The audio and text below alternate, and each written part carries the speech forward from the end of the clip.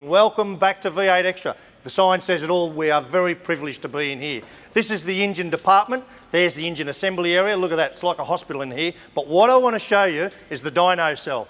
This is the dyno operator. G'day Justin. He's ready there to pull the string, as they call it in the industry. But behind this door, have a look at this. This is the dyno cell. This is actually a fully soundproofed room. Right, every Ford Performance Racing engine goes on this dyno and is run before it goes in the car to make sure that it runs all right. They do all their development here, but forget the facts. I want to hear this thing. You want to hear this thing sing? Have a listen to this.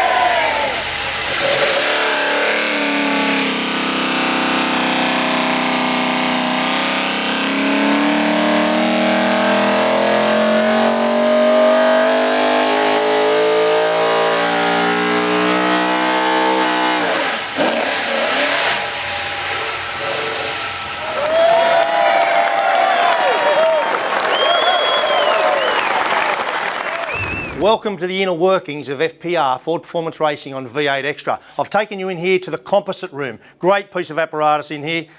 What we've got here, these are all the carbon fibre parts you see all over the race car that are so strong, somewhat stronger than steel in some instances. They make them with these moulds, these heavy aluminium moulds, and then they pull rolls of carbon fibre off, wrap them around these sorts of things. And what they do to turn it into a finished product, let me show you, is take it to a thing called an autoclave. Now an autoclave is a fairly ugly, prehistoric looking device, but what it does is a couple of things. One, it heats up the resin inside the carbon fibre, and two, what they do is they wrap it in plastic, right? Pressurise the whole thing, suck all the air out of that, and what does that do? It makes these things very light. How light? Look at that.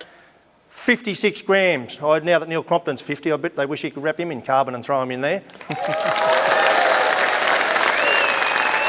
Welcome back to V8 Extra, and now into the machine shop. You remember the billet aluminium, the Yulby that I showed you earlier on? Now let me show you how you turn this into something that goes on the race car. These are the sorts of things that come out of big chunks of aluminium, and no more hacksaws and hammers anymore. They've got some pretty trick stuff. Upstairs in the engineering department, what they'll do is knock out a plan. This is a banjo for a water manifold, of course it is. That'll come down to this. The end product will look like that. And I'll just show you how you make one. Pretty easy really. I've put that aluminium in there. I'll just check the formulas. That all looks pretty right. Give it a go. Watch this.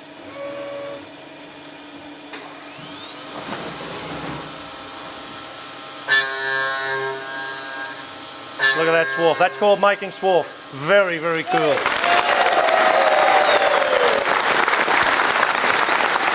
Mark Larko, the machinist. Now there is a very scary thought for workshops all over Australia.